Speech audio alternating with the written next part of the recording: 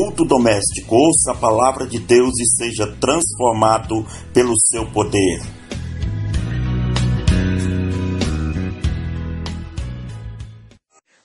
Aleluia, louvado seja Deus, graças a Deus. Mais uma vez estamos chegando para mais um culto doméstico. Eu quero convidar a minha amada e querida esposa, a pastora Andréia, para fazer essa oração em nome de Jesus.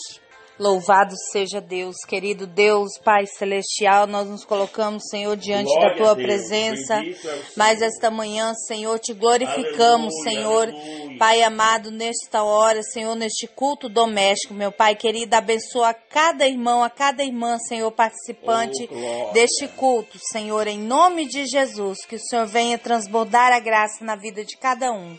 Amém.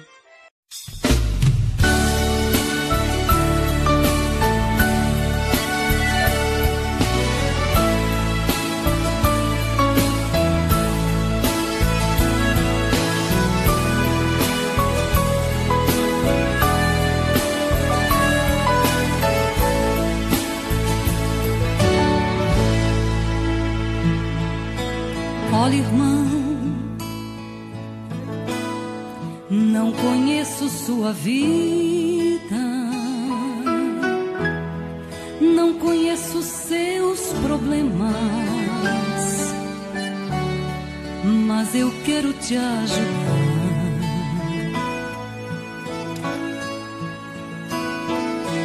Meu irmão, você parece tão triste, mas a solução existe. Basta você confiar. Mesmo que você errou, Ele não te abandonou. Ele quer te perdoar. Ele tem todo o poder. Jesus Cristo ama você. Não precisa mais chorar.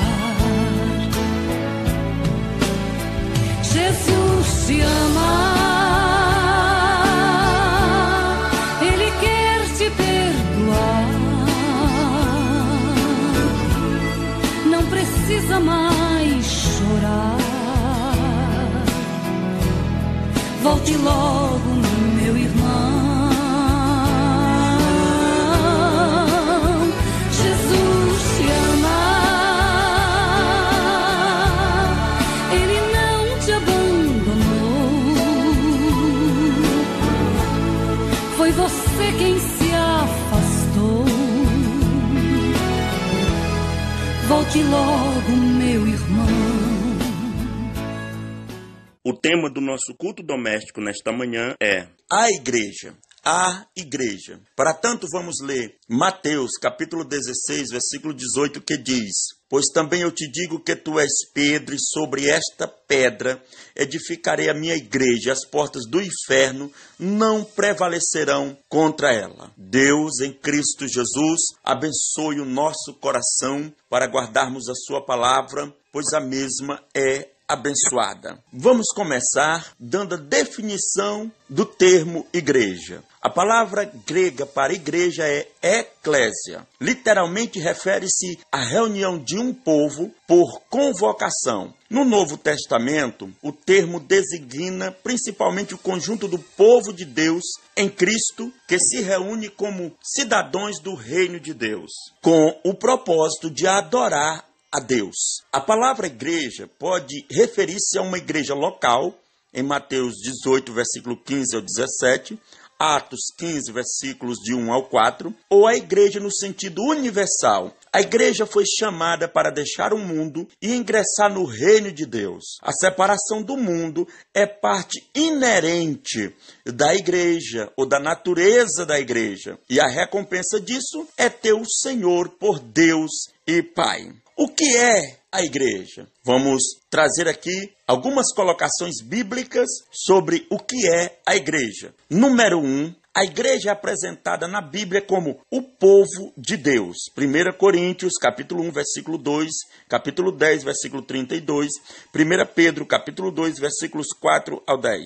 O agrupamento dos crentes redimido como fruto da morte de Cristo, 1 Pedro, capítulo 1, versículo 18 e 19, é um povo peregrino que já não pertence a esta terra, cujo primeiro dever é viver e cultivar uma comunhão real e pessoal com Deus. 1 Pedro, capítulo 2, versículo 5. Número 2.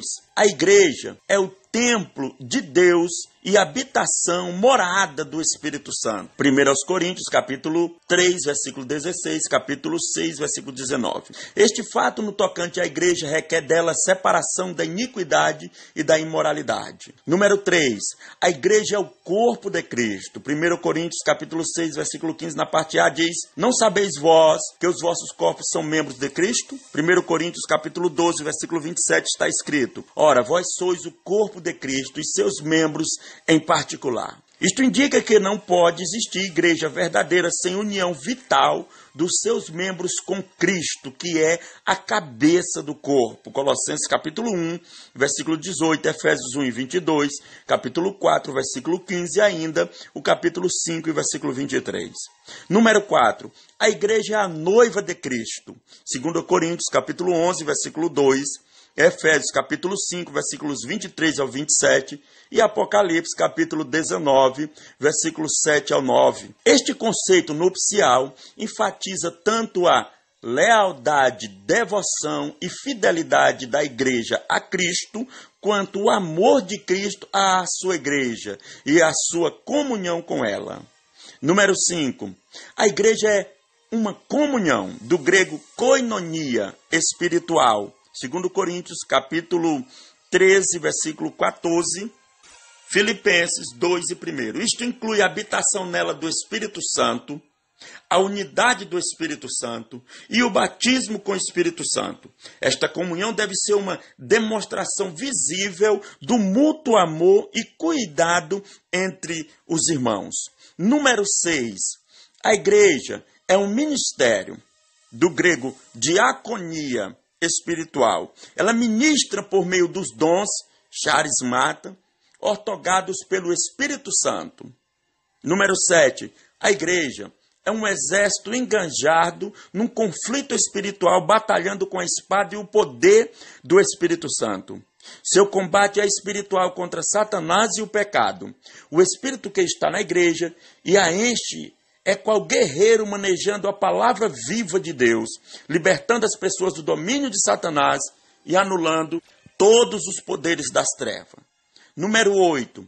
A igreja é a coluna e o fundamento da verdade. 1 Timóteo, capítulo de número 3, versículo 15. Funcionando assim como o alicerce que sustenta uma construção. A igreja deve sustentar a verdade e conservá-la íntegra, defendendo-a contra os deturpadores e os falsos mestres. Filipenses 1,17, Judas, versículo 3. Número 9. A igreja é um povo possuidor de uma esperança futura. Esta esperança tem por centro a volta de Cristo para buscar o seu povo. Número 10. A igreja é tanto invisível como visível. A igreja invisível é o conjunto dos crentes verdadeiros unido por sua fé viva em Cristo. A igreja visível consiste de congregações locais compostas de crentes vencedores e fiéis.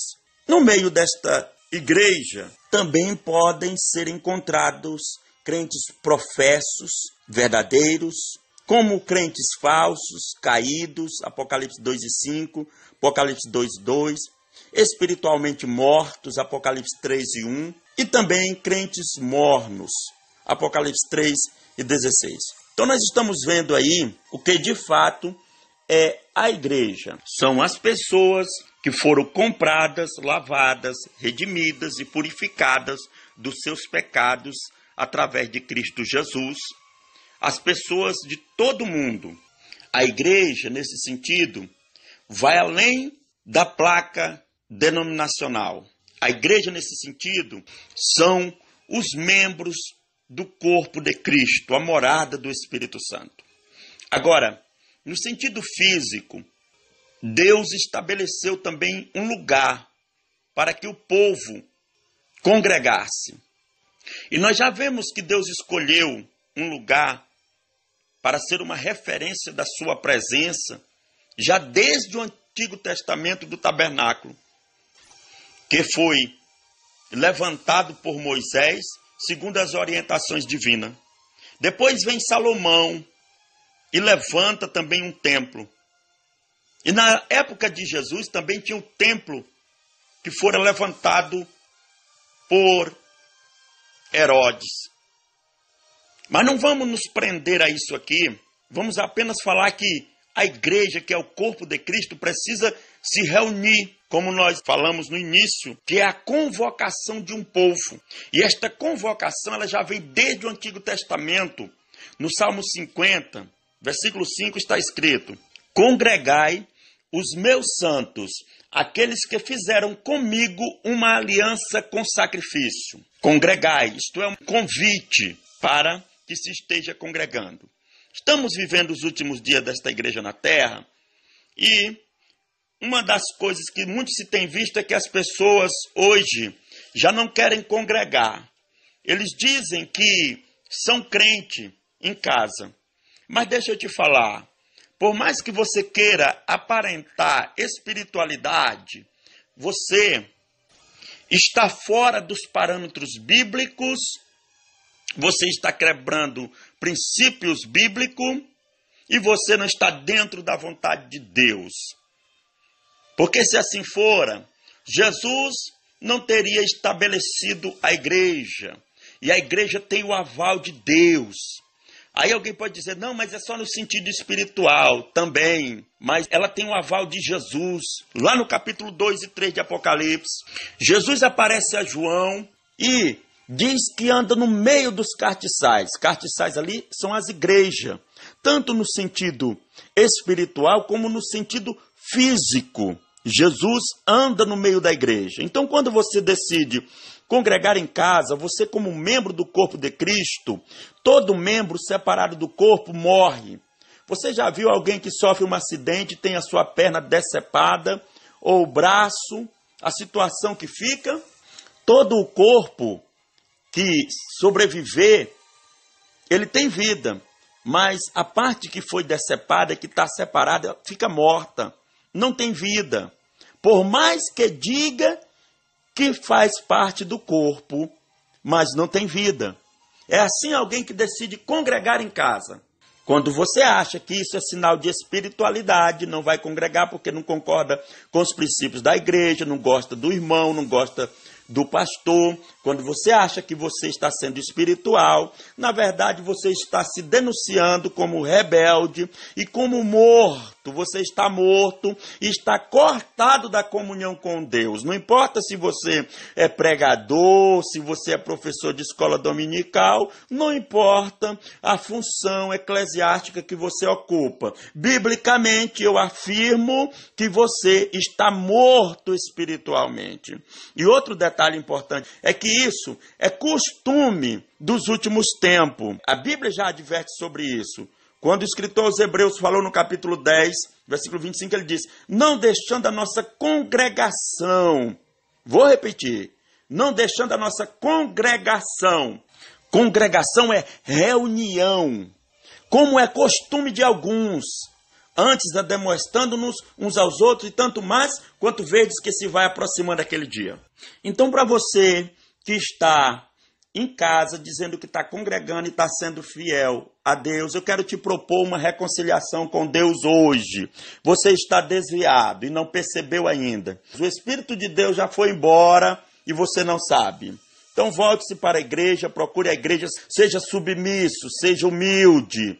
Seja humilde, porque Deus dá graça aos humildes, mas abate os soberbos. Conheço um monte de gente que está congregando em casa e dizendo-se melhor do que a igreja do Senhor Jesus. Deus tenha misericórdia de nós.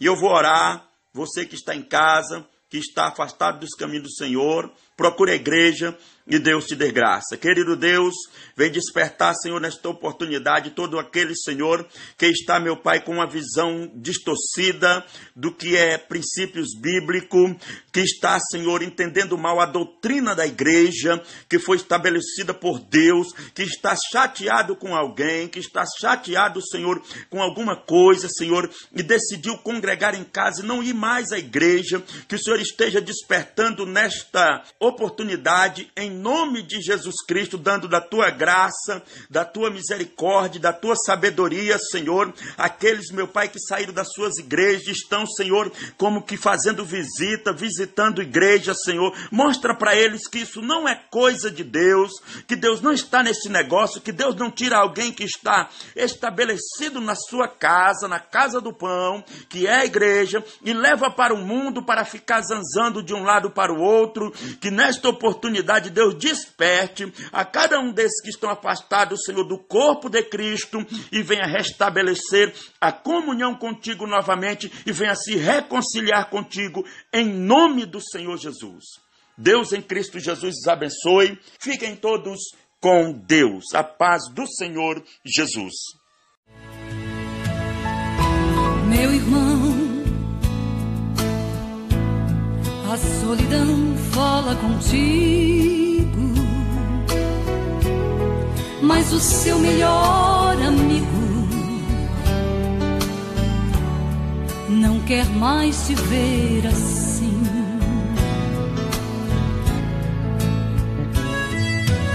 Olha, irmão,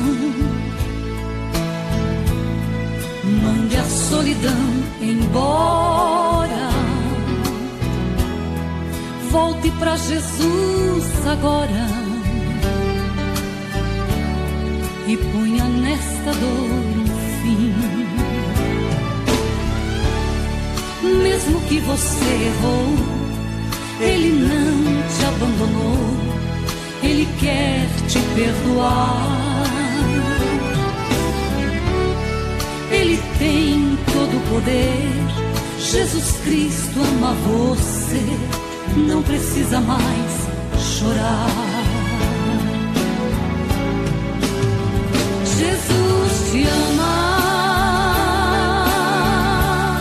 Ele quer te perdoar, não precisa mais chorar.